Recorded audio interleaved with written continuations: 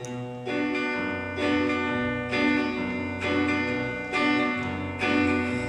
just a poor wayfaring stranger, traveling through this world below. There is no sickness, no toil, no danger. My bright light to which I go.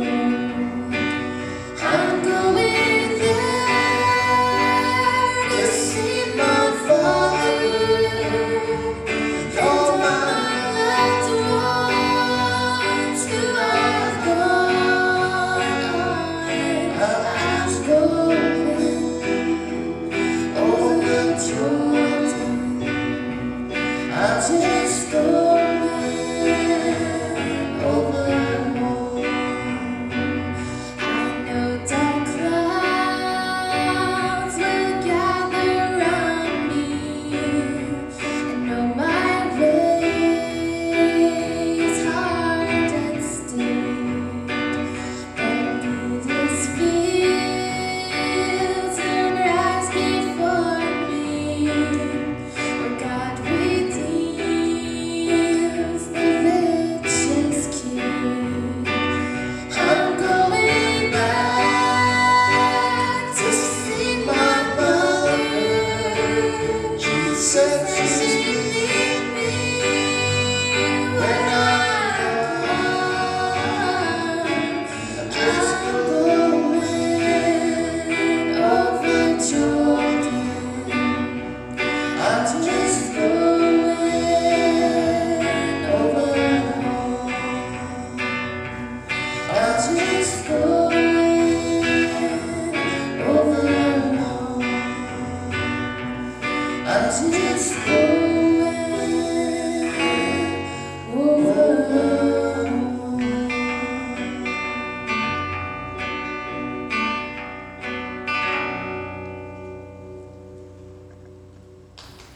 How can we make the world a better place? That was the last words in that book that Mary read this morning.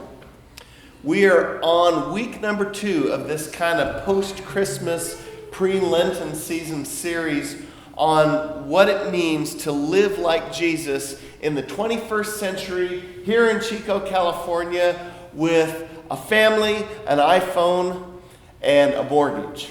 Or at least that's how my friend Christian Pyatt puts it. Last week we looked at the baptism of Jesus, and we talked about how the Holy Spirit equips us to do ministry that Jesus did. And the text that we have in front of us this week is the Gospel of John's version of Jesus calling 2 of his earliest disciples, Philip and Nathanael. Now, first of all, what I want to do is I want to get us all on the same page about what the definition of a disciple is. What do you suppose a disciple is? A follower? Okay. A student. Okay. All right. Pardon? Teacher, yeah. And we'll get to that in a second too. So you can be a student and a teacher as a disciple. Yeah. A practitioner. Very good. Let's, for our sake this morning, have a working definition of what a disciple is. Let's say, for our purposes this morning, a disciple is someone who carries out the teachings of another. So as a church, we call ourselves disciples of Christ. So it stands to reason that we want to be more like Jesus, that we want to carry out the teachings of Jesus. And then when we call other people into discipleship, we're calling them to live Jesus' teachings too. So that's where we get to what you were saying, Jane, about being teachers as well. We can be students and teachers at the same time. Okay, so if our goal is to live like Jesus, if we're going to live as Jesus taught and do as Jesus did, what can we learn from this passage? Here's what I got out of it. If Jesus called people into discipleship, then we should too. In fact, when we look at the end of Matthew's gospel, we see what a lot of folks call the Great Commission in Matthew 28, 18 through 20, where Jesus, the risen Christ, calls on his disciples to go into all the world and make disciples. So how do we do that? Well, the cool thing is that we have an example right here in front of us this morning in John's gospel. Notice that Jesus does not mess around when he asks people to follow him. The text says, the next day, Jesus decided to go to Galilee. He found Philip and said to him, "Follow me." Period. Not, if you have time and if you can carve some, a little bit of time out of your schedule and you don't have anything better to do and you're feeling good, could you possibly maybe follow me? Jesus did not sound like a high school kid asking somebody on a date to the spring formal for the first time. Jesus was direct. Follow me. So the act of calling somebody into discipleship is not passive. It is active. But we can be so passive in the church, especially when it comes to calling people into discipleship. And it's not always because we're lacking faith or lacking any conviction or anything like that. It's just we have this idea in our minds that we shouldn't be pushy. And believe me, we see plenty of examples of church people being overly pushy. But sometimes we swing the opposite extreme in the pendulum, and we don't even bother to ask at all. But if we honestly believe that we have good news to share, then we're going to want to share it, aren't we? Here's the thing about Jesus' good news, though. Some people are not going to think that it's good news at all. In fact, some people are going to see it as a threat. See, in Luke's gospel, Jesus went to his hometown synagogue and he announced, he took a scroll from the prophet Isaiah, unrolled it, and announced, "The Spirit of the Lord is upon me because he has anointed me to preach good news to the poor. He has sent me to proclaim release to the captives and recovery of sight to the blind, to let the oppressed go free, to proclaim the year of the Lord's favor." Good news, right? Well, it's good news to us in the 21st century church because we've been taught this is good news. Good grief, it's in the Bible twice in Isaiah and Luke. So naturally, it's good news. Okay, but who isn't going to think it's good news? See, if the news is good for the captive, it's not going to be good for the captor. If the news is good for the poor, it's not going to be good for the rich who make their wealth on the backs of the poor. If the news is good for the oppressor, it's not, for the oppressed, it's not going to be good for the oppressor. Proclaiming the good news that Jesus preached is going to stir up the pot. It's going to shake things up. Calling others to do the same is going to shake things up even more. Calling others into discipleship is risky. Calling others into discipleship can even be dangerous. So when we're talking about discipleship, I think it's important to let people know what they're getting into. Because when we become disciples, when we take on the mission and ministry of Jesus, a big part of our task becomes being involved in the ministry of reconciliation. And reconciliation is bringing two things that are apart and putting them together. Okay? That's what the ministry of reconciliation is about. Jesus came to reconcile humans to God and also humans to one another. That can get you into a lot of trouble.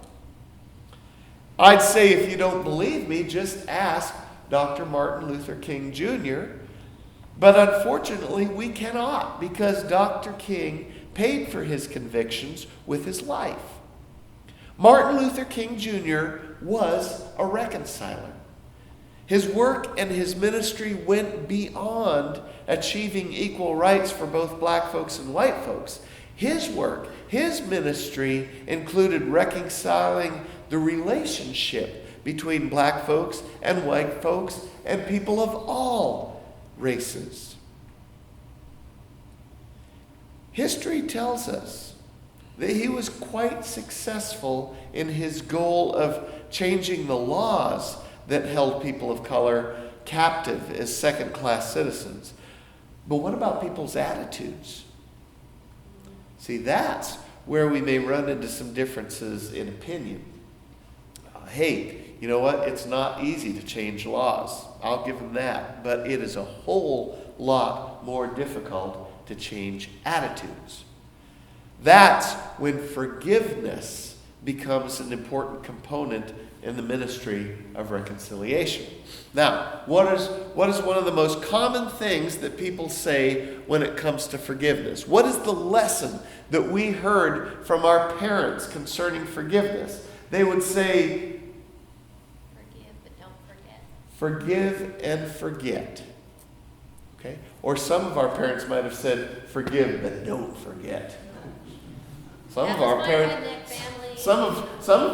might have said, don't trust anybody, ever, I don't know, but most of the time when we hear it's forgive and forget, okay?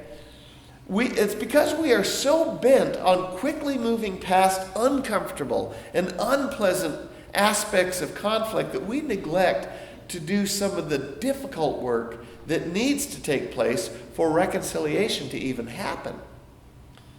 What if instead of forgive and forget, we say remember and change? See the difference there? See, that is transformative. You're not just sweeping things under the rug and charging on ahead without dealing with the real issues. You are saying, let's figure out a way to make sure these things don't happen again. You're looking ahead to the future so that you don't repeat the mistakes of the past. We talk a lot about reconciliation in the church, and believe me, that's good. But notice that when we're talking about reconciliation in the church, we tend to talk about addressing differences like, should we have projectors and screens, or should we have television monitors? Or should we have the communion table up here on the chancel, or should we have it down on the floor? We'll even get into discussions with other churches. We'll say, can we agree to disagree with other churches when it comes to different worship practices? Oh yeah, we have differences when it comes to baptism. We have differences when it comes to how you take communion or what a person has to do to become a minister. But hey, even with those differences, we can still get together a couple of times a year for a mission project, around the campfire to sing Kumbaya, or at Christmas and Easter time. And I do realize that these sort of differences can be more difficult for some than others, depending on the issue. But the hardest work comes when we start addressing things like, what does it mean to be a church that welcomes all people, regardless of their race, their language, their citizenship, their gender identity, their ethnicity, social status, education, economics, sexuality, religious background, whatever. Because these are things that have been at the center of some serious conflicts, both in our culture and the church. And at the very heart of every conflict is the question, who am I and do I matter to you? See, the message in the gospel is all people matter. The hard work for us comes when we have to listen deeply and take part in deep conversation. Honest to goodness reconciliation takes a lot of practice, a lot of patience, and a lot of listening, which I think gets overlooked as one of our core spiritual disciplines. But what about communicating with people that are so different than us that it doesn't even look like we speak the same language? What about those who are so far on the other side of some cultural divide that we can't even imagine how they came to a conclusion about something?